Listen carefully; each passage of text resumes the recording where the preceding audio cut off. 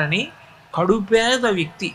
ఆయన శివుణ్ణి శివలింగం అంటే అది ఏదో చిన్న ప్రతిమ అని కాకుండా అది శివుడే అన్న నమ్మకంతో ఆ శివలింగాన్ని కటిక పేదరికంలో ఆరాధన చేస్తూ కొడుకుని రోజు శివాలయంలోకి పిలిచి, ఒరే ఎప్పటికైనా నువ్వు గంధర్వగానం చెయ్యాలరా, నీ పాట విని ఆబాలగోపాలం మురిసిపోవాలరా, తన కష్టం మరిచిపోవాలరా, నీకు అటువంటి సంగీతం రావాలరా అనేవారు. అది గట్టిగా అప్పటికే 15 ఇళ్ళు ఉన్నటువంటి అగ్రహారం.